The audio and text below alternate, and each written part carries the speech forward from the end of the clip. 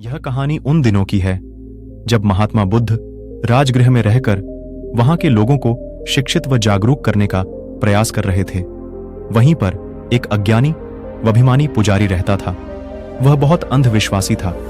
एक बार उस पुजारी की कीमती चादरों का जोड़ा चूहों ने कुतर दिया। पुजारी के मन में यह अंधविश्वास बैठा हुआ था कि चूहों द्वारा कुतरे कपड़ों को पहनने वालों का अनिष्ट हो जाता है। यह सोचकर उसने इन कपड़ों को कहीं दूर फेंकवा दिया। महात्मा बुद्ध को इस बात का पता चल गया।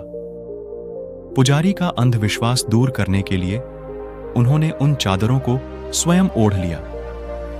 जब इस बात की खबर पुजारी को मिली तो वह घबरा गया। उसने सोचा कि चादर के कारण महात्मा बुद्ध का अनिष्ट हो गया तो इसका पाप मुझे ही लगेगा।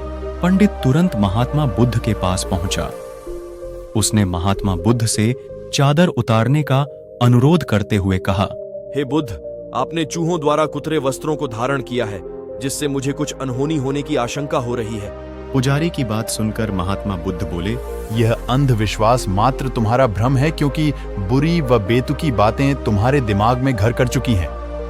रात भर तुम बुरे सपने देखते हो और सारा दिन तुम उन्हीं बुरी चिंताओं में डूबे रहते हो। जब तुम रास्ते से किसी शुभ कार्य के लिए जा रहे होते हो, तभी एक बिल्ली वहां से गुजर जाती है तो तुम यह सोचने लगते हो कि यह तो बहुत अशुभ हुआ और जो कार्य के लिए मैं जा रहा था वह कार्य बाधित हो गया।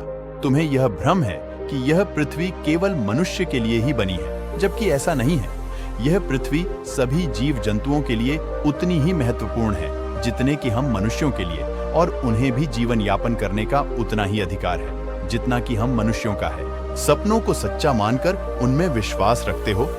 प्रत्येक जीव जंतु के चलने फिरने में भी तुम मंगल और अमंगल को खोजते रहते हो और घबरा उठाते हो। कौवा बोला। तुम चौंक उठे।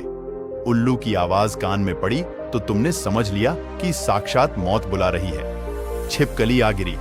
तुम तड़प उठे।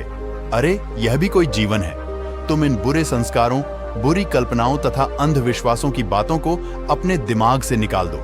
तब देखो कि तुम किस प्रकार भय मुक्त और निर्भय होकर जीते हो। महात्मा बुद्ध की यह बातें सुनकर पुजारी ठगा सा महसूस कर रहा था।